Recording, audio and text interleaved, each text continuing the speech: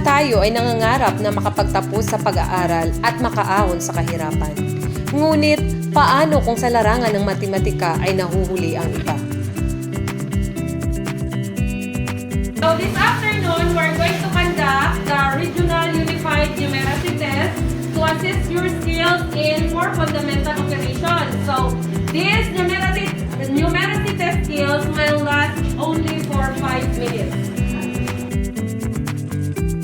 Isang mag-aaral si Alan sa Kaliling National High School. Naabutan namin si Alan na patungo sa tabing dagat upang mangisda. Imbis na i-focus ang kanyang atensyon sa pag-aaral, napilitin siyang kumayod para sa kapakanan ng kanyang pamilya. Lingid sa kaalaman ng iba, unti-unti na niyang nalilimutan ang kahalagahan ng edukasyon sa buhay. Dahil sa pandemya, mas nahihikayat ang mga kabataan sa larong online at nalimutan na nila ang pag-focus sa pag-aaral lalong-lalo na sa matematika. Ano bala ang mahambal mo nga ang leksyon sa math ginahampang? Kung ako na mahambal sa mas maayo kung ang bata ko mas maayo magampang kaysa nagahampang na siya sa cellphone. May matunan siya para sa iya pag-aaral. So, antes na magampang, i-explain ko ana ang mechanics kung paano ang paghampang sila sa ating suma. So, may ara ta for ka-operation. Plus, minus, multiply, ka-divide. Nga mapagusto ka lang kung diin nga operation ang gamiton mo. Sa aton nga number chips, may raman tahalin sa 0 pakadto sa 9. Madetermine ta ang daog sa inyong nga duwa kung sino ang makauna ubo sining number chips utang diri sa tunga amo nang i-declare ta nga daog. Ano na ang number? 8 kag 10 plus imo addition 18 ang answer.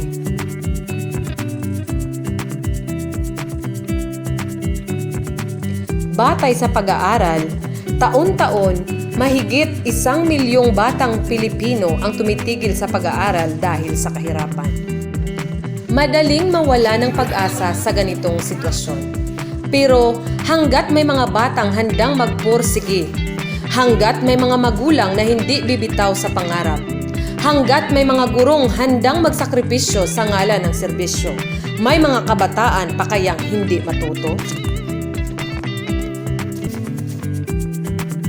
My congratulations to Kaliling National High School teachers for responding to the call for the best solution on our problem for 9 numerates. Summa, strategy underlying mathematics adeptness is a suitable solution on this. Thank you, Kaliling National High School innovators, for transforming these ideas into reality.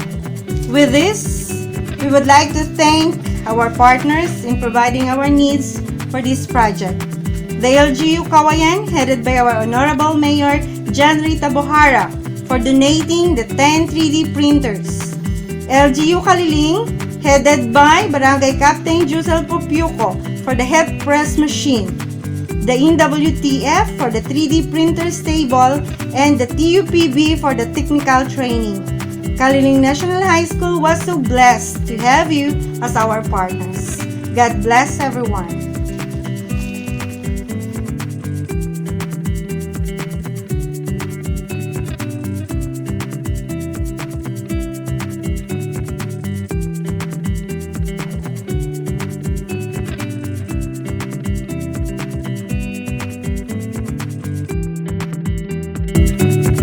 Tara na't maglaro, maglibang at magpinto gamit ang mat. Tara na't maglaro ng swim.